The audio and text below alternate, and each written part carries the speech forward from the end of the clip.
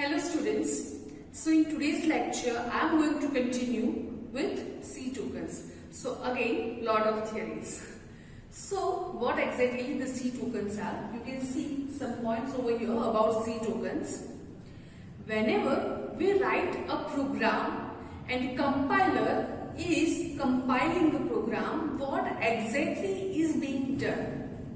Your entire statement is being chunked into smaller pieces, and C token is nothing but the smallest chunk. As you can see, the smallest element in a C program is recognized by a compiler is known as C tokens. So we have categorized C tokens in some parts. Now in this lecture I am going to explain those categories, right? So consist of words or symbol used in program which has specific meaning to a compiler. So this categories is having some specific meaning. Each category has some rules and regulations. So we are going to study all of them in detail. First, let me show you how many types of C tokens are there. Basically there are 5 types of C tokens. First is keywords, identifiers, then you can see constant, strings, and last but not the least, operators. First of all, what exactly this keywords is? You can see the definition and points over here. Keywords are specific words which are reserved in C programming language. What exactly this word reserved means? I have told you that you cannot use main word as a variable name or as a function name again, because meaning of main is already defined in C, that our program execution will start with main. Similarly, if word else word is already defined, its meaning is defined, right? So this all kind of words are called keywords, which is basically used to perform some kind of internal operations, predefined operations. There are 32 keywords, right? These are the list. You can see the list over here. There are 32 keywords, and these keywords must be in a lowercase. You cannot write capital F-O-R, 4. 4 is also keyword, but you cannot write first word capital, first letter capital. That is the rule. You can see each keywords over here. So you cannot use these keywords as a variable name or identifier's name. Identifier I am going to explain in next slide.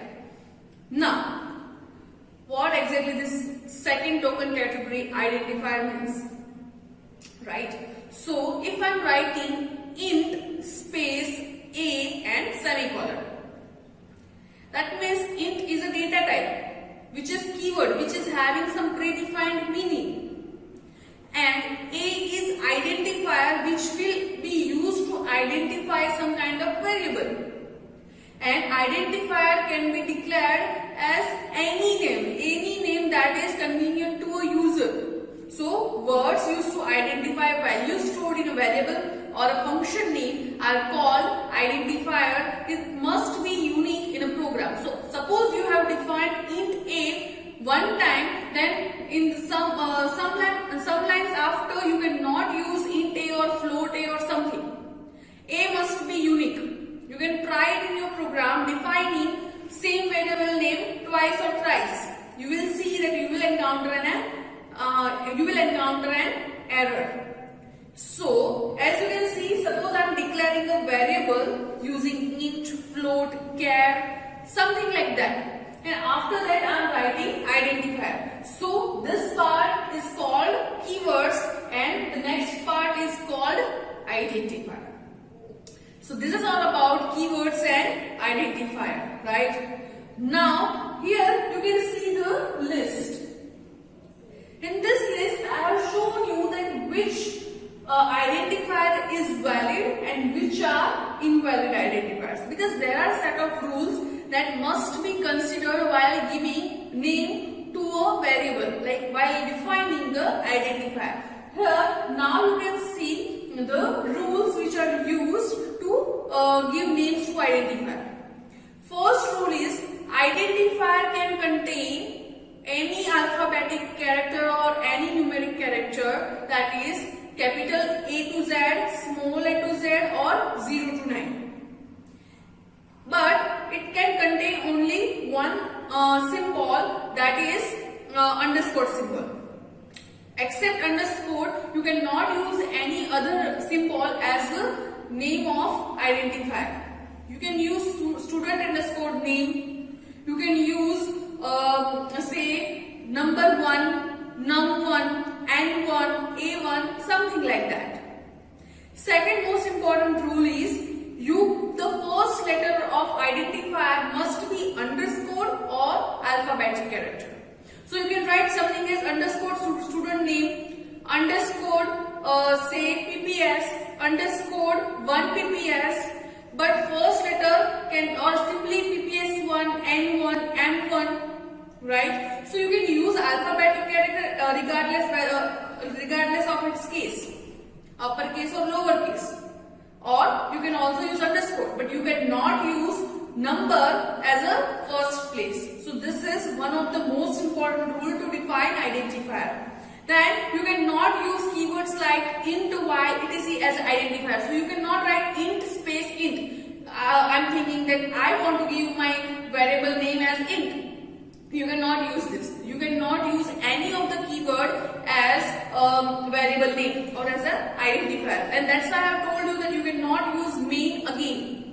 Main can be used as a function only. You cannot use main as a variable name or any other function name, because it is keyword. You cannot use it as an identifier.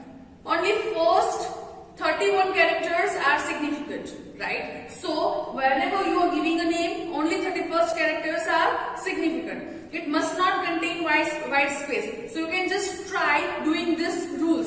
Suppose you are defining something as float student space name. You are thinking that this student name is a single variable name, but it will throw an error, because we cannot use white spaces while defining a variable name. Instead of that, you can write student underscore name, right? And last but not the least, identifiers are case sensitive, because our C programming language is case sensitive.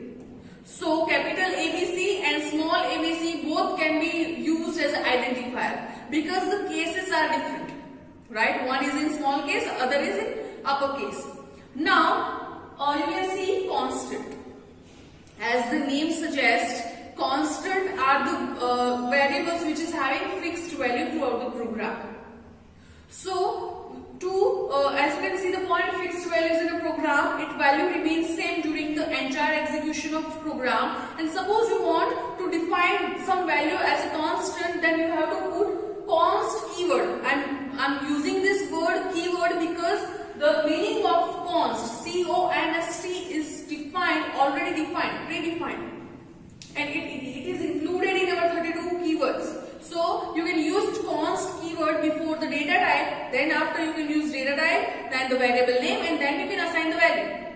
So till now we have known two methods to declare a constant. First is by using macro like hash define, that we have done in our previous video and in our previous programs. Second is by using const keyword, by declaring it in using const keyword. So this is all about constants. Now there are the type of constants. First is numeric constant and second is character constant. What exactly is numeric constant? Any number can have whole value or it can have fractional value. Based on that, our constant can be integer constant or real constant. Same way, suppose I want some constant as a some character as a constant. I'll show you the programs in which we are using characters. At that time, character constant can be like a single character can be a constant and the string like the set of characters or words. We can define both in C programming language. Now, in upcoming lectures, I'm going to use that words and their syntaxes. So don't worry about that right now. Right now, just understand that this is the type of constant. So first is integer constant, the sequence of digits, the whole numbers. It may be preceded by a sign, like you can use any number, positive or negative numbers as a integer constant. And it does not only include decimal numbers, but you can also use octal and hexadecimal numbers as a constant. But in our day-to-day life, in our programming, we do not need to deal with this hexadecimal and octal numbers. You are going to study this in detail in your digital circuit subjects in third semester, right? Now, the second is real constant. So these are not the whole words. These are the numbers with fractions. We can also define something like that. Like if I am defining pi as a constant using define or const keyword, I can give value as 3.14. So 3.14 is not an integer number, it is float number, real number. So you can have real constant as well. This constant may be expressed either in normal or either in exponential form. It may have two parts. First is mantissa and second is exponent. And you can see the example below there. You can see these examples. This is how you can define constant. Now the character constant. After completing this part, I am going to show you about the characters. So don't worry, in this video only. But suppose you want to define a character as constant, then the golden rule is the character must be enclosed in a single inverted comma. If you are enclosed single character even in double inverted comma, that means it will consider it as a string, the set of character. And what is the difference between single inverted comma x and double inverted comma x, that I am going to explain in our strings chapter. Right? So you can also declare constant as a characters. Here you can see the examples over here. Now there is one term which is new to you, that is ASCII value. For C programming language, each uppercase and lowercase value and all the symbols are provided with some integer value to identify it. Right? So whenever I am writing print, as you can see, print %C. Why I have used %C? Because I am dealing with character. Then after I used to write the variable name. But here instead of variable name, I am directly using a constant, that is A, which is enclosed between single inverted comma. So it will be considered as 65 because the ASCII value, the integer value associated with the capital A is 65. Right? So this both printf is same. This will be considered as a same. You can try this program in your printf, and we are going to try this. So don't worry if you don't understand right now, right? So this is called character constant. Now let me just open my IDE and show you that how exactly this character constant works. So let's just see that. So here I will demonstrate that how you can use characters and what exactly this ASCII value is. So here you can see the code over here. This is very general code for each program. Now instead of using int or float, I am using char. Even if you without using that, and then I'll show you that how you can do this with using them. So printf %C. Why %C? Because I am telling my computer system that I want to print kind of character. If I am printing integer, I am telling my computer to print integer. So %D. Here I want to print character, that's why I am using %C. Now in the previous programs we used to place the variable name over here because we want to print the value inside that variable, and that I have already explained in our live classes, right? So I don't want to print the statements, I just want to print the value inside that variable. But right now I just directly want to put the character over here. That's why I have written A, right? Now let's just see if it is working or not. So just saving the program, compiling it, it is compiled successfully, and now if I run the program, you can see A is printed. Now instead of this A, I am writing just 65. As 65, I am entering 65 as a number, and I am printing the character associated with the 65. So now let's just save this program, compile it and run it again. You can see A is printed. That means any value that is associated with this number will be printed. Now instead of this 65, suppose I am writing 91 or say 97. Let me just save this program, compile it and run it. You can see small a is printed because the value associated with this 91 is small a, right? Now this ASCII value are sequential. So if small a starts with 97, then that means small b will start with 98 and so on. Similarly, for capital A it is 65, for capital B it will be 66 and so on. So this is how you can print character. Now don't get confused with your existing knowledge of the identifier, keywords and all that. So instead of writing int A, I am writing char A. That means A is the identifier which is having data type character. That means the A labeled box in memory can hold the character value. Right? Now I am declaring this character as capital A. So instead of A in between the inverted comma, I can simply write small a. Right? Please don't confuse it. Or if you are confusing with this keyword, let me just change this identifier. Sorry. So let me just save this program, compile it and run it. You can see A is printed. So this is the same way of initialization. You can also use scanf coders, and we have some other input functions as well for dealing with characters.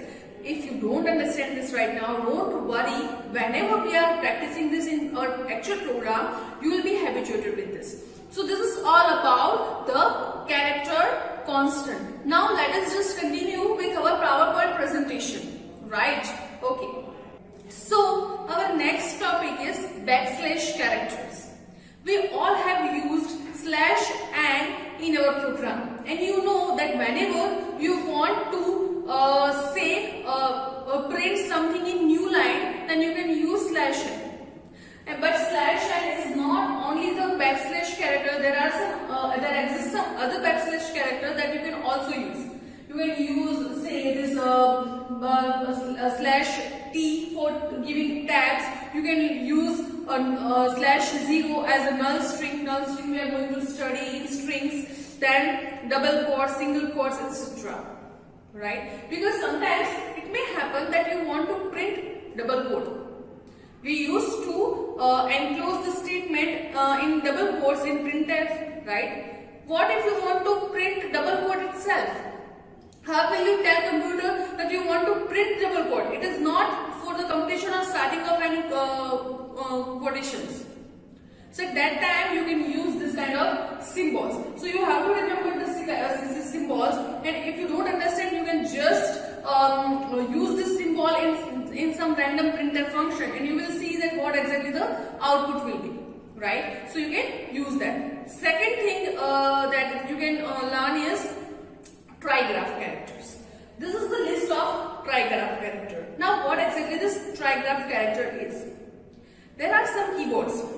Some keyboards like Chinese keyboard, Japanese keyboards, in which they do not give some particular keys.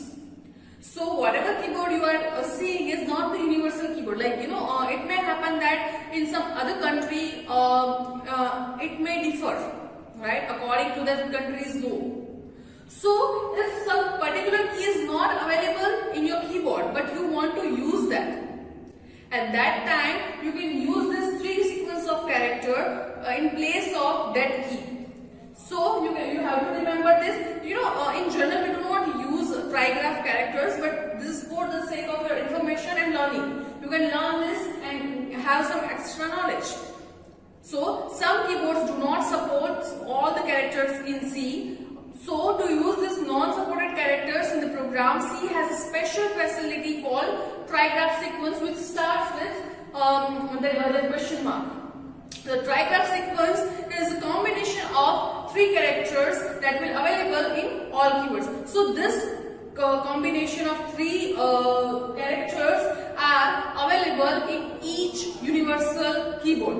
So it is necessary. It will be there only. And trigraph sequence consists of 2 question mark character followed by some special character. These characters are shown in previous table. Now you cannot practice these keywords basically because you are having those keys in your keyboard. But this is just for the sake of those keyboards with different languages. Now last but not the least is string constants.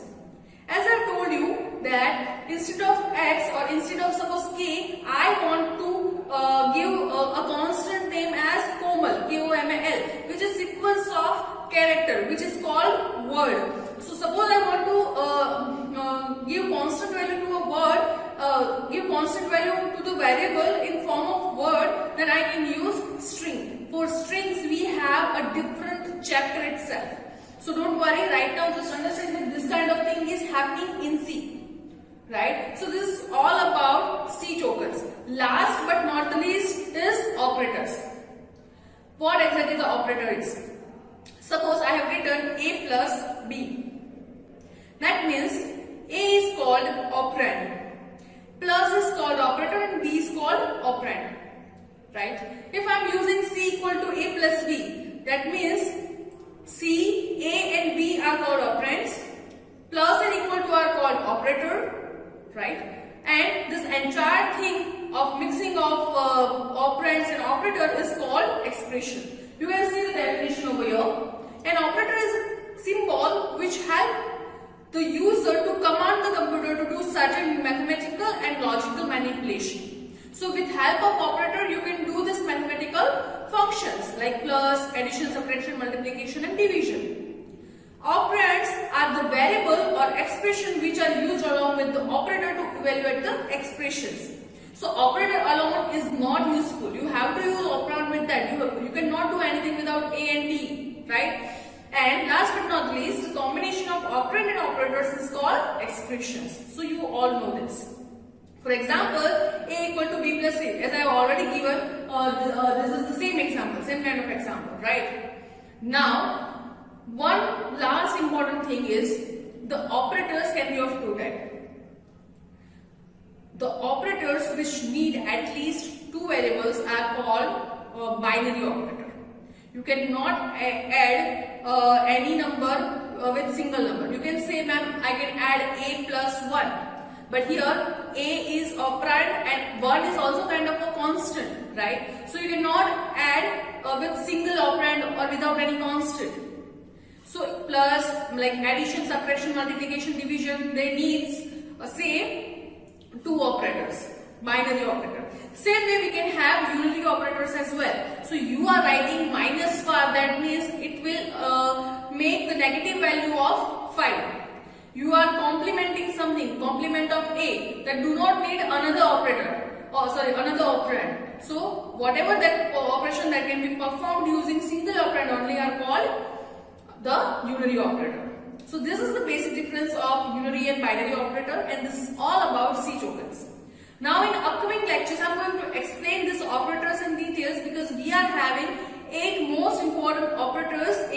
C programming language. And I'm going to explain each of them in detail. I hope you enjoyed this class. If you have any doubt, you can comment below the comment section and ask me. Thank you so much.